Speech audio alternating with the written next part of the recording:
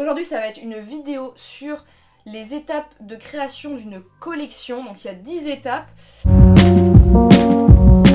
Je me suis inspirée en fait d'une interview de Vanessa Bruno, en fait tout simplement, pour vous décrire les 10 étapes. La première étape, évidemment, c'est l'inspiration. C'est tout con, mais c'est l'inspiration. Chaque saison, un créateur, il doit se renouveler. Il faut pas qu'il se répète en fait. Il faut que chaque saison, les créateurs racontent une histoire différente. Ce que fait Vanessa Bruno, de ce que j'ai vu dans l'interview, c'est qu'elle a une fille en tête. Et de là, elle va imaginer sa garde-robe. C'est pas forcément des filles du moment, ça peut être des années 60, 70, comme ça peut être plus tard, comme ça peut être dès maintenant. Et à côté de ça, une étape hyper importante, c'est la création du mood board. En gros, pour ceux qui ne savent pas, c'est un grand carton de liège sur lequel on colle des images. C'est un peu en fait comme un carnet de voyage, en fait, vous collez tout ce que vous voulez, tout ce qui vous inspire, et ça fait une ambiance générale en fait. L'étape numéro 2, c'est des choix. C'est choisir la couleur, la matière, les motifs, etc. C'est que des choix. Donc il y a ce qu'on appelle dedans le choix des lignes, donc on va choisir les coupes, les formes, etc. Donc on va avoir les coupes, on va dire standards qu'on retrouve pour chaque type de vêtement, mais après il faut laisser parler aussi la folie du créateur. Ensuite on choisit les couleurs, donc il faut une grande cohérence au niveau des couleurs, pas partir dans tous les sens parce que sinon ça n'envoie pas un message clair au client. Ce que dit Vanessa Bruno aussi dans son interview, c'est que pour voir ce que donne la gamme de couleurs qu'elle va mettre pour ses prochains modèles, elle les essaie en vitrine. Et enfin, le choix des matières selon le résultat qu'on veut obtenir à la fin. La troisième étape, c'est de faire un plan de collection. Ce plan de collection, il va définir le nombre de pièces et d'accessoires qu'il y aura pour cette prochaine saison. Combien de robes, combien de vestes, combien de pantalons. Pour Vanessa Bruno, pour donner un exemple, son plan de collection, elle l'organise en 3 temps. D'une part, elle imagine tout ce qui est casual. Ensuite, tout le côté un peu urbain de la garde-robe. Et tout ce qui est tenue de soirée, voilà. Dans ce plan de collection, il y a toujours une partie marketing qui rentre en compte. Donc pour ça, le marketing va regarder ce qui a marché à la saison précédente et ce qui n'a pas marché, qu'il faudra prendre en compte forcément pour la nouvelle collection. Après, la créatrice a toujours le dernier mot. Elle peut refaire quelque chose qu'elle a fait l'an passé, même si ça n'a pas marché, parce qu'elle pense que cette année ça a marché. Les étapes suivantes, ça va être les croquis, le modélisme et le prototypage. Le croquis, c'est une façon pour les créateurs de voir ce que ça donne en fait sur une silhouette, sur une certaine silhouette. Après, ça arrive qu'il y ait des créateurs qui ne fassent pas de croquis, mais en général, ils adorent, ils en font même des centaines. Je vous cite juste un passage du coup qui est un peu plus technique sur le modélisme, qu'il y a marqué, en fait c'est dans le livre que j'ai pris à une copine où il y a cette interview.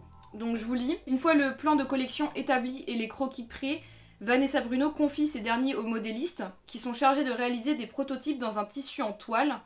La modéliste va faire une toile, elle va la construire à plat ou sur un mannequin Stockman pour essayer voir comment l'idée couchée sur le dessin rend une fois taillée en volume. Donc là on passe vraiment d'une transition de je fais mon croquis à plat, j'essaye de voir la longueur, les formes, etc. sur une telle silhouette.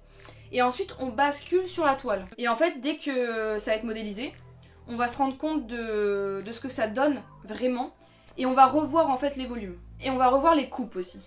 Une fois que la pièce générale est faite, là on va lui donner vie. On va rajouter ci ici, on va faire un col plutôt comme ça. On va rajouter certains motifs, on va mettre des paillettes. Voilà, là il est temps de faire vivre le modèle. Une fois que le vêtement est créé, qui prend vie, qu'il y a les vrais tissus, que le vêtement est prêt, on le fait pas partir tout seul au défilé. On l'accessoirise. Donc ça c'est l'étape 6, on accessoirise. On a les sacs, on a les chaussures, on a les bijoux, les ceintures, etc. etc. Elle prend l'exemple des sacs, puisque de toute façon elle est connue aussi pour ses sacs.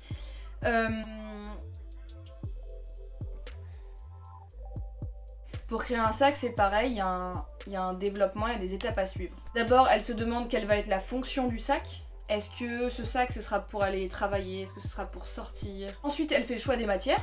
Et ensuite, tous les petits détails, les zips, les finitions, etc. Et pareil, après, elle refait des essais, elle voit quand elle le porte, est-ce qu'il y a des modifs à faire, etc. etc. L'étape numéro 7, c'est les essayages. On va faire appel aux mannequins, qu'on appelle les mannequins cabines, celles qui travaillent à plein temps. Elle va rester des heures et des heures debout à ce qu'on lui essaye des vêtements et à ce qu'on retouche ses vêtements. L'étape numéro 8, c'est l'organisation du défilé. Donc les défilés, les Fashion Week, ça se prépare. Premièrement, il faut définir le nombre de passages. Combien de silhouettes on va montrer. Très important aussi, on a le choix du lieu et de la musique. Il faut trouver quelque chose qui correspond à l'ambiance de la maison aussi. Et aussi, on fait un casting au niveau des mannequins parce que voilà, on s'arrache les mannequins aussi pour les défilés. Ils veulent des top modèles, ils veulent être au top, ils veulent les meilleurs mannequins, donc voilà, des castings. Étape numéro 9, le défilé en lui-même. On fait les derniers essayages, on fait les dernières répétitions. Les mannequins se familiarisent avec leur tenue, les chaussures, le podium, la musique, etc. pour que ce soit en rythme, pour que ce soit beau, pour qu'elle soit à l'aise dans le contexte. On a l'étape du stylisme, on choisit quelle pièce va aller avec quelle pièce. Genre par exemple, c'est bien d'avoir créé une jupe et d'avoir créé un gilet et un pantalon et machin, mais qu'est-ce qui va ensemble pour que ça donne un bon résultat final? Partie très importante aussi du défilé, les invités. Selon la taille du défilé, on peut avoir entre 100 invités et près de 3000. On a des professionnels du milieu de la mode, donc évidemment les journalistes. On a aussi des blogueurs mode et des personnalités, des célébrités. Et on a enfin la dernière étape, qui est celle du lookbook. Le lookbook, il sert à mettre en scène la collection. Donc là, ça va être des shootings, en studio ou en extérieur. On va shooter tous ces modèles. Voilà, donc vraiment, le lookbook, c'est vraiment l'élément final, ce qui vient mettre un terme à la collection. Enfin, ce qui vient la lancer, entre guillemets, mais voilà. C'est vraiment... Et là, on a un travail de photographie, de mise en page, de communication aussi très important, donc voilà, on a tout ça. Voilà, c'était les 10 étapes de création d'une collection selon une interview de Vanessa Bruno. Si la vidéo vous a plu, n'hésitez pas à mettre votre petit pouce en l'air et à vous abonner si vous voulez d'autres vidéos. Voilà.